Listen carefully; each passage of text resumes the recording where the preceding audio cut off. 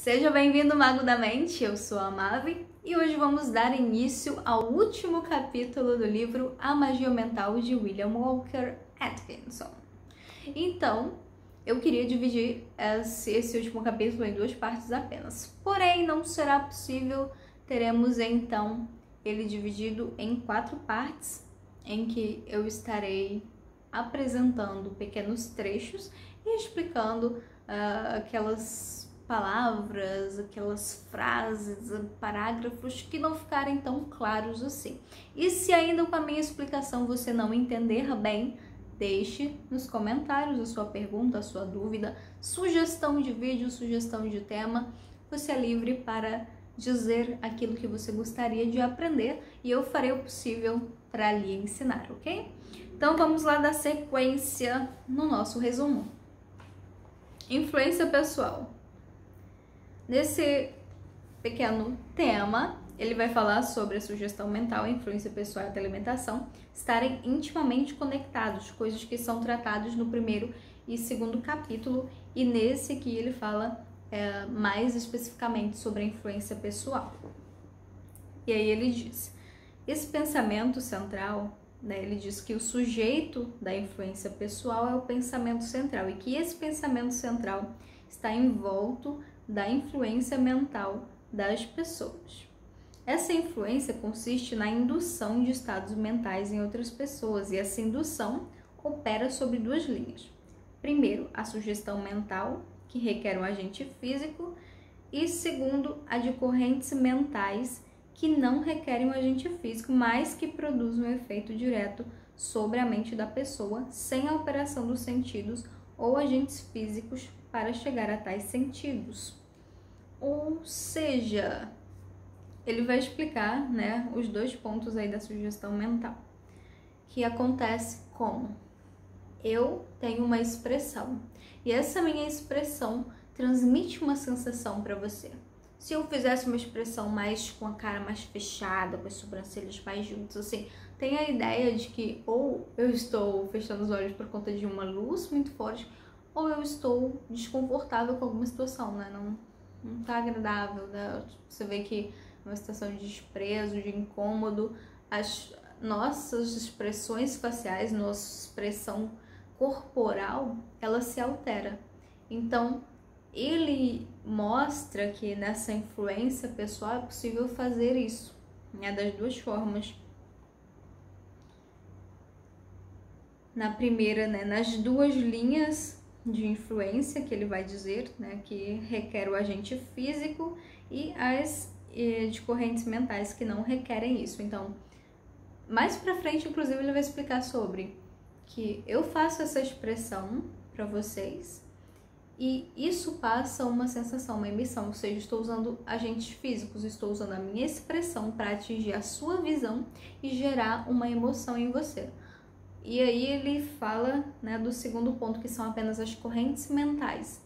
E aí, nesse segundo ponto, eu não vou utilizar nenhum dos 5 sentidos, mas o 6º sentido que ele vai explicar também mais pra frente o que é e como que você pode utilizar. Então, vamos seguir. Sugestão mental e magnetismo pessoal. Lembrando, a diferença entre sugestão mental e magnetismo pessoal é que na sugestão é necessário um agente físico, porque a impressão é feita através dos 5 sentidos e principalmente da visão e audição. Já no magnetismo pessoal, não é necessário um agente físico, porque não há um chamamento dos sentidos físicos.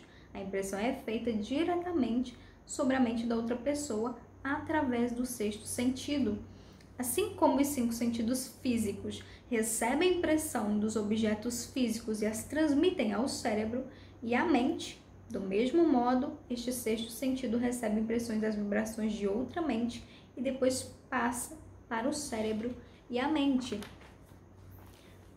Isso é bem legal de falar porque algumas pessoas têm a ideia de que você precisa entrar em contato com o objeto, se não com a pessoa, com o objeto em questão. Já conheço muitas pessoas do meu grupo, círculo de amizade, são pessoas que têm uma noção, porque eu já expliquei muito sobre a magia mental, sobre as correntes mentais. Então as pessoas têm uma noção de que não é só através do objeto. Eu não preciso pegar uma roupa de uma pessoa, eu não preciso pegar um objeto pessoal dela, eu não preciso de uma foto ou do nome completo para fazer essa influência. Inclusive está sendo feito alguns experimentos, né? Eu já fiz muitos experimentos antes para que eu pudesse começar a fazer os meus ritos e transmitir para vocês o conhecimento que eu tenho passado aqui. E comecei no domingo a fazer alguns experimentos com alguns dos membros do grupo de práticas de magia mental. Então, se você tem interesse em entrar nesse grupo, todo domingo agora eu vou fazer esses experimentos para a gente fazer, né, essa análise de como que acontece, quais os sentimentos que podem ser enviados, quais as nossas limitações, expandir o nosso conhecimento, a nossa rede de contatos também. Então, se você tem interesse, fala aqui comigo que eu vou te colocar lá nesse grupo para que a gente possa trabalhar, né, a nossa imagem mental, trabalhar nosso ritual mental. Eu acredito que isso vai acrescentar bastante. Então, seguindo. O sexto sentido é o sentido telemental. Alguns autores apoiam a ideia de que a glândula pineal é o órgão que recebe as vibrações da energia mental. Porém, o William acredita que muitas outras partes, não só do nosso cérebro, mas também do nosso corpo, influenciam, né? E é capaz de receber e perceber essas influências.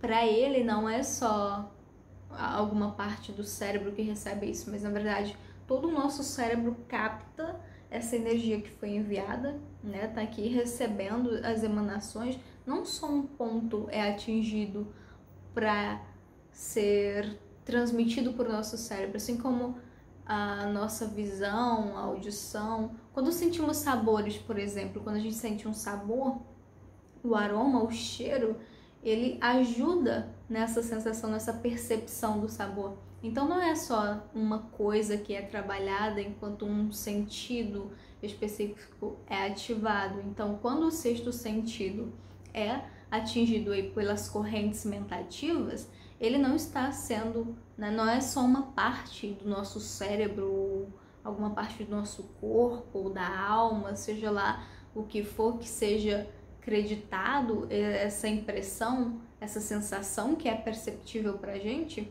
não é só um ponto. Então é trabalhado muitas partes do nosso cérebro, né? Muitas partes do nosso corpo sentem isso. Inclusive no experimento que foi feito no domingo, eu pude perceber, né, que além da sensação que foi transmitida, eu pude perceber uma alteração no meu ritmo cardíaco e um pensamento foi gerado.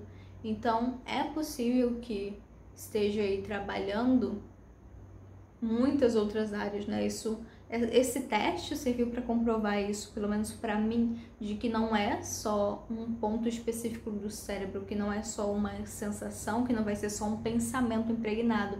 É transmitido uma emoção, uma alteração física perceptível no corpo e também uma imagem mental. Estados mentais e ações físicas. Cada estado mental tem sua associada ação física, e essas ações, quando são percebidas por outra pessoa, são aptas para induzir um similar estado mental nesta pessoa. Uma lei menos compreendida é a de que a manifestação de uma ação física tende a induzir na mente da pessoa que executa a ação o estado mental geralmente associado com a produção da ação. No ponto seguinte, ele vai falar dos exemplos demonstrativos. E aí ele vai falar sobre essa transmissão. Como que eu faço essa transmissão, então? Vamos parar um pouquinho para os conversadores. Supondo que você, meu caro ouvinte, está possesso de uma raiva muito profunda. O que vai acontecer? Se você está com muita raiva, né? Franzir aqui a testa, a sua mandíbula fechada, como se você quisesse morder, né? A ponto para atacar. E as mãos se fecham, então essas mãos cerradas. Essa expressão, mesmo que você não esteja sentindo raiva, se você se mantém assim por um tempo, você vai começar a perceber uma alteração física e emocional, uma alteração no seu padrão mental. E isso acontece não só diretamente com você. Outras pessoas que estiverem próximas de você vão conseguir perceber isso. Vai provocar essa reação também nas pessoas, né? Então, por que está com raiva? Ou talvez de achar que você está com raiva dela e começa a sentir raiva também, enfim. Desencadeia uma série de atuações. Então, inclusive, eu estava conversando mais cedo com a minha amiga e estávamos falando sobre isso, né? Que ela leu em um livro que estava se sentindo para baixo, e depois de ler esse livro ela começou a se comportar de maneira diferente, porque neste livro aconselhava que ela fizesse isso, né? Mesmo que você não esteja se sentindo bem, se arruma, toma um banho, faz uma comida que você gosta, sente-se para ler algo que você goste de ler, né? Se olhe no espelho e admire algo que você dê valor, né? Valorize, procure um ponto específico, procure não valorizar aquilo em que você não é bom, mas ver aquilo que você é bom, aquilo que você tem se esforçado para fazer. E ela disse que isso já gerou uma mudança significativa para ela. E realmente acontece. Então, se você, né, tem a sua postura, mantém a sua postura ereta, né, o seu peito aberto, consequentemente você vai começar a se sentir uma pessoa, né, poderosa, forte, com uma energia, com vigor. Por mais que você esteja triste para baixo, né, ao contrário de você mesmo estando feliz, começar a se retrair, pôr os seus ombros encolhidos, baixar a cabeça, isso mostra, né, a energia, ela vai trabalhando para que essa expressão faça sentido. Então a sua mente, ela tá triste, então vamos ficar tristes, né? O seu corpo e a sua mente trabalhando juntos para não gastar muita energia, para te poupar energia, né? Vamos nos adequar ao que está acontecendo. Então é muito importante você desenvolver isso em você. Você quer aparecer mais feliz? Você quer se mostrar mais coerente, né? Com algum discurso que você esteja falando, talvez você esteja falando sobre confiança de uma forma mais reprimida, retraída, ou talvez você esteja falando, né, que você é uma pessoa tímida como uma pessoa extrovertida, né, com movimentos mais abertos. Isso, né, distorce um pouco da realidade. Então é importante que você busque coerência. Não tô falando no sentido de se apresentar, mas para você mesmo. Se você quer ser mais feliz, se você quer estar contente, é importante que você faça isso, né, de forma consciente. Tá triste, tá para baixo, você quer dar uma melhorada? Estufa o peito, ergue a cabeça, e isso vai começar a fazer diferença. Se você se mantém assim por um tempo, você vai começar a perceber que uma alteração vai surgir. E ele fala isso em seguir, que a gente pode ver a estreita relação que existe entre a ação física, os estados mentais, a sugestão e a telealimentação. Todos acionam e reacionam umas sobre as outras.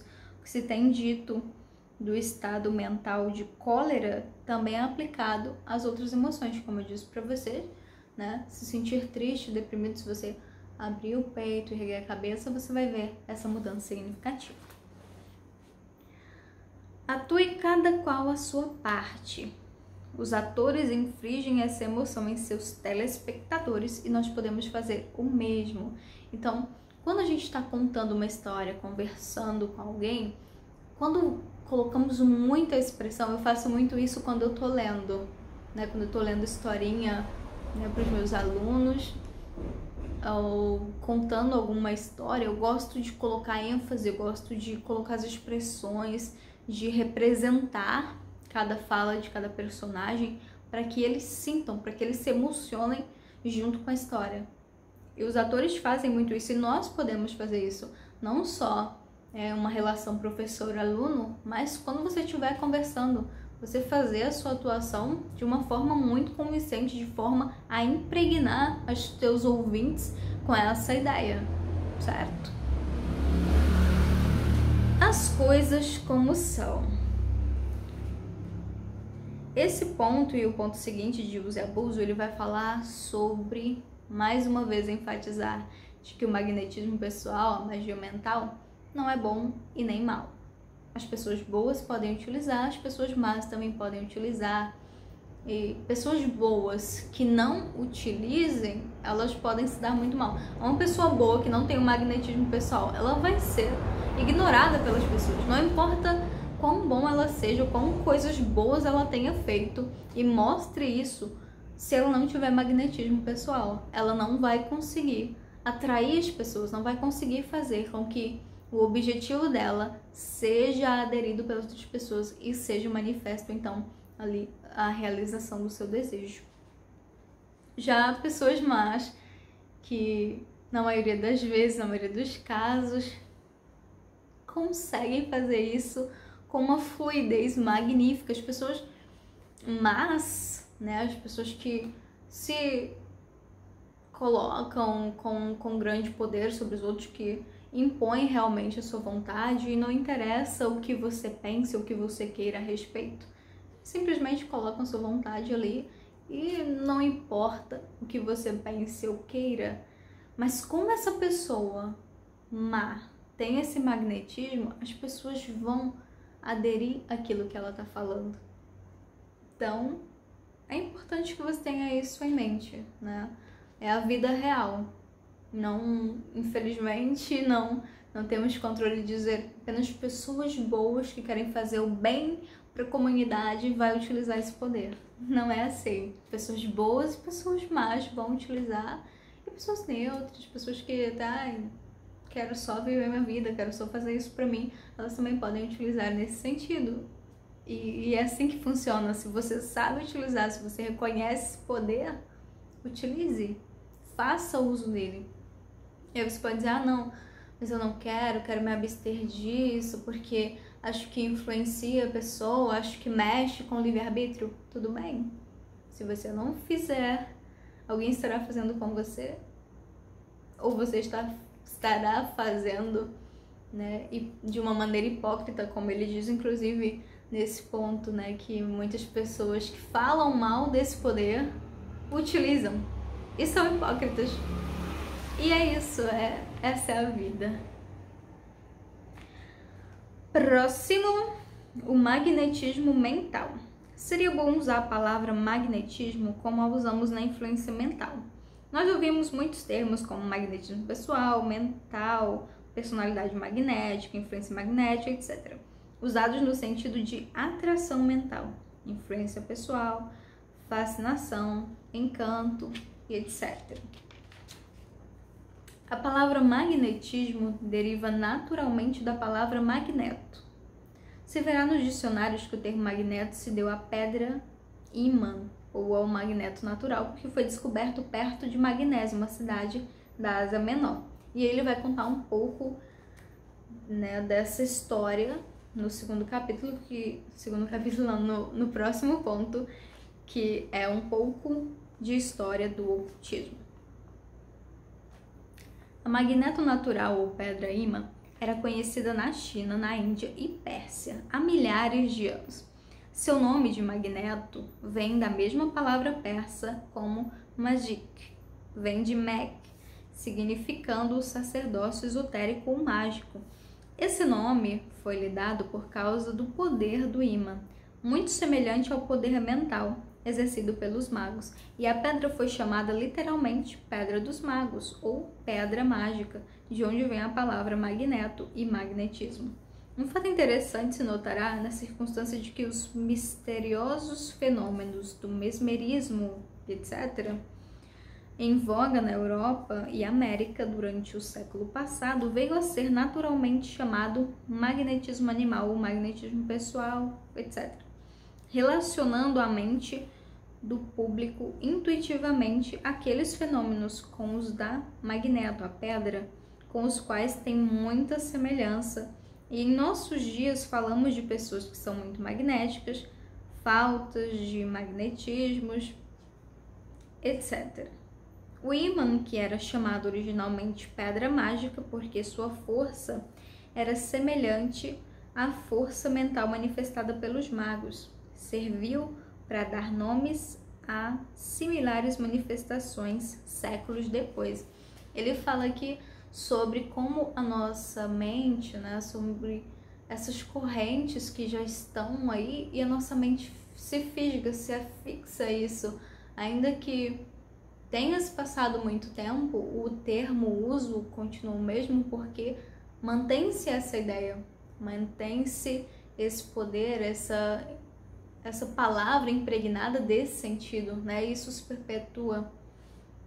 E nós vamos ficar por aqui com 20 minutos de vídeo, mas continuaremos os próximos pontos desse último capítulo. Espero que você esteja aqui. E se me acompanhou até aqui, deixa o seu like, curte, se inscreve. E eu espero você no próximo vídeo, ok? Até lá!